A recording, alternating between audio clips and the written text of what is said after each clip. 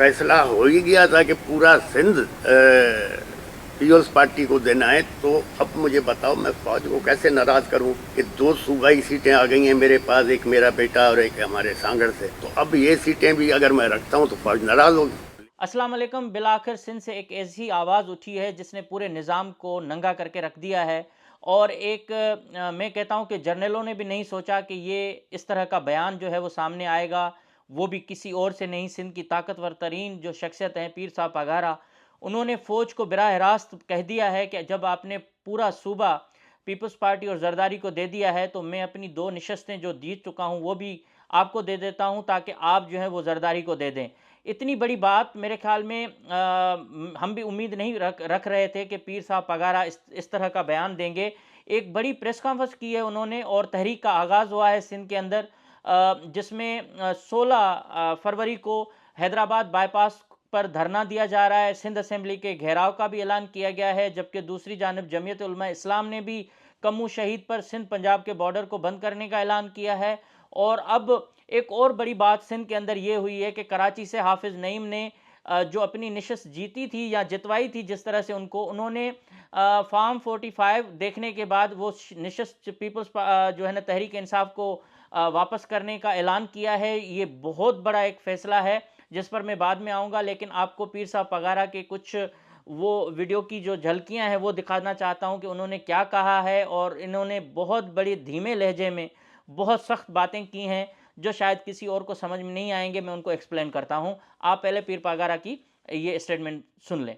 इमरान खान ना मेरा रिश्तेदार है ना उससे यार मेरी दोस्त, लेकिन एक चीज़ मैं कहूँगा, ये जो नौजवानों ने हिम्मत की जो है इमरान खान का साथ थे, उनको मैं सलाम भी करना चाहता हूँ। और जो ये फैसला करने वाले उनको अंदाज़ा ही नहीं था कि इमरान खान के साथी इतने तादाद में इलेक्शन जीत जाएंगे। जब फैसला हो ही गया था कि पूरा सिंध पीपल्स पार्टी को देना है, तो अब मुझे बताओ मैं फौज को कैसे नाराज करूं कि 2 सूबाई सीटें आ गई हैं मेरे पास, एक मेरा बेटा और एक हमारे सांगड़ से, तो अब ये सीटें भी अगर मैं रखता हूं तो फौज नाराज होगी। लिहाजा ये दोनों भी हमें छोड़नी पड़ेगी, इस पे भी जरदारी साहब के लोग आ जाए, क्योंकि फौज को नाराज करके तो हम चल नहीं सकते। ये पीर साहब पगारा जिनके हुरों ने और जिनके दादा ने सिंध के लिए, सिंध की आज़ादी के लिए अंग्रेज़ों से लड़ाई लड़ी और फिर पाकिस्तान बनाया।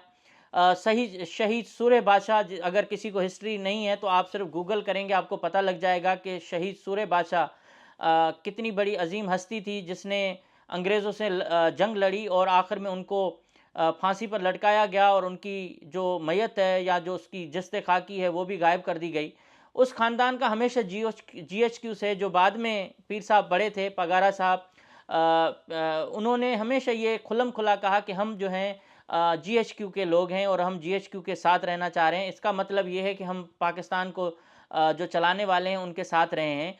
और एक उसकी वजह यह भी है कि हुर फोर्स है जो फ़ौज के साथ मिलके बॉर्डर की सिक्योरिटी करती है और उन्होंने भी बड़ी कुर्बानियाँ दी हैं इस मुल्क के लिए। अब इस गादी की तरफ से इस रूहानी हस्ती, अगर हुर्रों की एक बड़ी गादी है जो इंडिया में भी है और पाकिस्तान के अंदर, सिंध के अंदर और जगहों पे है, उनके जो पीर हैं, पीर पगारा, उन्होंने इस स्टेटमेंट में वाज़ेह तौर पर कहा है कि 3 महीने पहले उनको मैसेज दिया गया जो GHQ की तरफ से, और कहा गया कि आप जो हैं GDA को ख़त्म करें, जो ग्रैंड डेमोक्रेटिक अलाइंस है उसको ख़त्म करें और सिर्फ मुस्लिम लीग फंक्शनल को बहाल करके पीपल्स पार्टी से इत्तेहाद करें, तो आपको कुछ MNA और कुछ MPA की सीटें मिलेंगी और इस तरह से आप जो है ना इक़्तिदार में आएंगे। लेकिन पीर पगारा का ये कहना था कि मैंने उनको रिफ्यूज़ किया कि दोस्तों ने मुझ पर एतमाद किया है और मैं उनके एतमाद को नहीं तोड़ना चाह रहा, इसलिए मैं ये किसी सूरत में नहीं करूँगा कि मैं GDA को ख़त्म करूँ और मैं धोखा नहीं दे सकता। ये उनके वाज़े अल्फाज थे। और उन्होंने ये भी कहा कि फ़ौज में अच्छे लोग भी हैं, कुछ ऐसे लोग भी हैं जो अच्छा सोचते हैं, कुछ वो हैं जो पॉलिसी साज हैं। लेकिन फिर दोबारा उनकी मुलाकात हुई और उन्होंने मुझे पर्चा दिखाया और कहा कि आपकी इसमें 0 नशस्तें हैं। और उन्होंने कहा कि अगर आप GDA को ख़त्म नहीं करेंगे तो फिर आपको एक भी सीट नहीं मिलेगी। और फिर मैंने कहा कि ठीक है, जो होगा देखा जाएगा, लेकिन मैं GDA ख़त्म नहीं करूँगा। ये किसी बंद कमरे में उन्होंने ये बातें नहीं की, ये कराची में पुरहुजूम प्रेस कॉन्फ्रेंस में पीर पगारा ने इस तरह की स्टेटमेंट दी है। और मेरे ख्याल में इसकी बहुत बड़ी एक अहमियत है कि पीर पगारा जैसा ज़िम्मेदार शख्स जो खुद को जीएचक्यू के करीब समझते हैं या अभी भी उनके साथ चलना चाहते हैं, उन्होंने इस बात का अंदिया दिया कि ये जो इलेक्शन हुए हैं ये पाकिस्तान के खिलाफ इलेक्शन हुए हैं, एंटी स्टेट इलेक्शन हुए हैं। और इस इलेक्शन का पूरा जो सिस्टम था वो तय किया हुआ था कि सिंध जरदारी के हवाले होगा, बलूचिस्तान भी उनको शायद मिलेगा, और इस तरह से बाकी जो मुखालिफ हैं उनको उनका सफाया किया जाएगा।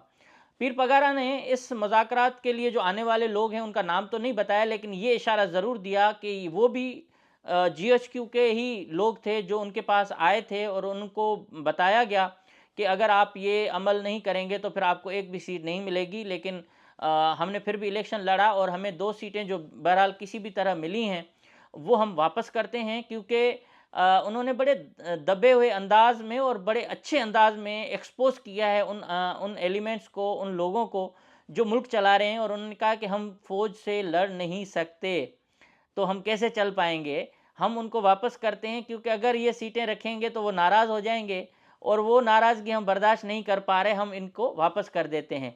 मतलब ये कि ये जो मुल्क चलाने वाले लोग हैं उनको पीर पगारा ने क्लियर कट कहा है कि आप भाई बड़े पावरफुल लोग हैं, आपको मुल्क चलाना है, आप किसी को कुछ भी कर सकते हो, डंडा दे सकते हो, इसलिए हम आपसे नाराज़ नहीं रह सकते, हम नाराज़गी कर भी नहीं सकते, और आप ये सीटें भी ले लो, उनको दे दो। तो इसका मतलब ये कि ये पूरा इलेक्शन जो है वो हमारे भाइयों ने, पाक फ़ौज ने या उनके जो बड़े फैसला साज लोग हैं उन्होंने ये सारा पहले से तय किया हुआ था। और इस स्टेटमेंट के बाद ये सारी साजिश बेनकाब हो चुकी है, ये पूरा निज़ाम नंगा हो चुका है कि इस तरह का इलेक्शन जो पहले से तय शुदा था वो सिंध के अंदर हुआ है और सिंध को एक डील के ज़रिए जरदारी के हवाले किया गया है। ये ग्रैंड डेमोक्रेटिक अलायंस के सरबराह पीर पगारा का बयान है और 3 महीने पहले उनको ये बताया गया था। अब आप अंदाज़ा करें कि पहले दिन से जो मैं कह रहा था कि जरदारी सवाल ही पैदा नहीं है कि बदतरीन कारकर्दगी के बावजूद पूरा सिंध जीत ले, और बदतरीन कारकर्दगी पर जहां हर तरफ उनका घेराव हो, हर तरफ लोग उनसे सवाल करें, बदीन जैसा इलाका वहां से वो जीत नहीं पा रहे थे, वहां वो जीत जाएं, ये एक डील के ज़रिए ही हो सकता है, किसी साफ शफाफ इलेक्शन के ज़रिए नहीं हो सकता। पीर पगारा ने पूरे सिस्टम को एक्सपोज किया है अपने मुख्तसर प्रेस कॉन्फ्रेंस में और वाज़े तौर पर बता दिया है कि भाई हम नहीं चल सकते। और उन्होंने एक पैगाम दिया है जो बड़ा ख़तरनाक पैगाम है कि जिस तरह से बंगाल में हुआ कि शेख मुजीब की नशस्तें कितनी थी, 160 के करीब, और जुल्फ़िकार अली भुट्टो के पास कम सीटें थी, लेकिन इक़्तिदार जो है वो मिला भुट्टो को और बिल आखिर बांग्लादेश बन गया। सेम वही हिस्ट्री को दोहराया जा रहा है पाकिस्तान के अंदर कि जिन लोगों ने आज़ाद हैसियत में इलेक्शन लड़ाए, अक्सरियत हासिल की है, उनके साथ लड़ाई की जा रही है, उनको इक़्तिदार नहीं दिया जा रहा, और दूसरी जमात जिसने कम वोट लिए हैं उनको इक़्तिदार में लाने की कोशिश की जा रही है। ये भी बांग्लादेश जैसा ही मामला हो सकता है। और इन्होंने पीर पगारा ने इमरान खान को भी सलाम किया उनके नौजवानों के कि उन्होंने इस तरह से बगावत करके इलेक्शन उनको जितवाया है जिस पर उन्होंने सलाम किया है। अब आते हैं मेन मामले पर कि ये जो बांग्लादेश वाली बात है पीर पगारा ने इसलिए की है कि देखें, सिंध ने पाकिस्तान बनाने की करारदाद पेश की, सिंध ने हमार की थी, किसी जर्नल ने पाकिस्तान लड़ के नहीं लिया था, किसी फौजी ने बॉर्डर पे लड़ के पाकिस्तान नहीं लिया था। हाँ, जब माल मिला तो उसके बाद ही आगे बैठ गए थे, वो अलग बात है, और अभी तक उसी को चला रहे हैं। ये रिटायर होने के बाद हमारी तरह ही होते हैं, हमसे आके बातें करते हैं, लेकिन ये मुहब्बे वतन है, ये एलीट क्लास है। और इन्होंने वाज़े तौर पर पीर पगारा ने ये बात दोहराई है कि देखें, अगर आप इस तरह से करेंगे तो फिर जो है सूबे भी अलग हो सकते हैं, सूबे भी अपनी बात जो है आज़ादी की बात कर सकते हैं, क्योंकि ये फेडरेशन था, ये कोई काबिज़ निज़ाम नहीं था। आहिस्ता आहिस्ता मेरे ख्याल में वही बातें होंगी जो जीएम सैयद करके गए थे, और या पंजाब में भी लोग यही बात कर रहे हैं कि हम आज़ादी चाहते हैं। आज़ादी वो नहीं भी हो कि पाकिस्तान से अलग हो जाएं, लेकिन कम से कम इतनी आज़ादी तो हो कि आदमी बोल सके, आदमी बात कर सके, आदमी अपना मर्ज़ी का वोट इस्तेमाल दे सके। ये तो इस तरह से मुल्क तो नहीं, गधा गाड़ी भी नहीं चलती जिस तरह से ये कर रहे हैं। और दूसरी तरफ बलूचिस्तान में भी यही सूरत हाल है। जो इतलात हैं वो ये हैं कि सरफराज बुगटी को सीएम बनाया जाएगा। मेरे ख्याल में अभी तक कंफर्म नहीं है, लेकिन ये बताया जा रहा है कि सरफराज बुगटी को चीफ मिनिस्टर बलूचिस्तान के लिए कभी इम्कान है कि उनको नामजद किया जाएगा और वहाँ भी बलोचों को डंडा दिया जाएगा। जो बलोच लड़ रहे हैं या बलोच जो नाराज़ हैं उनको डंडा देने के लिए पीपल्स पार्टी को वहाँ जो है वो एंट्री दी जाएगी ताकि वो बलोचों को सीधा करे। और पहले भी बलोचों के ज़्यादा से ज़्यादा जो खून बहे हैं वो आसिफ जरदारी के दौर में हुए हैं।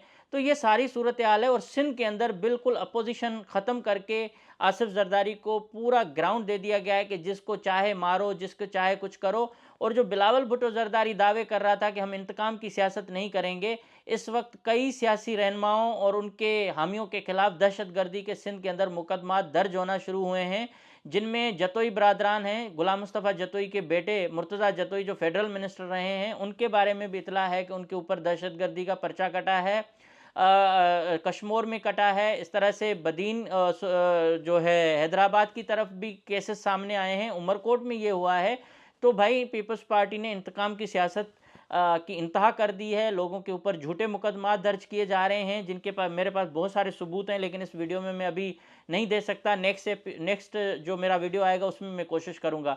दूसरी बात यह कि जो हाफिज़ नईम है जमात इस्लामी के जो अमीर हैं कराची में, उन्होंने बहुत बड़ी बात की है। उन्होंने अपनी नशिस्त जीती हुई तहरीक इंसाफ को वापस की है और एक नई रवायत डाली है कि भाई अगर आप हमें रात को हार रहे हैं और दिन में जीत रहे हैं तो हमें भी ऐसा नहीं चाहिए। मेरे ख्याल में इस तरह का एक मिसाल जो है ना तमाम सियासी जमातों को कायम करना चाहिए था कि वो किसी और के डाके डाल के अपने पेट भरने के बजाय उनको मैंडेट वापस कर दें और उसी तरह से एक रवायत डालेंगे तो जो लोग पाकिस्तान की सियासत में मदाखलत कर रहे हैं उनको भी मुंह तोड़ जवाब मिलेगा कि नहीं भाई हम कुछ भी करें लेकिन इस तरह से हम ये जोड़ तोड़ नहीं कर सकते। सिर्फ बेज़मीर लोग ही इस तरह से जीत कर ऐवानों में आ सकते हैं जो उनका काम करेंगे और उनकी खुशनुदी हासिल करेंगे। लेकिन ये बहुत बड़ा फ़ैसला है जिस तरह से जमात इस्लामी ने किया है।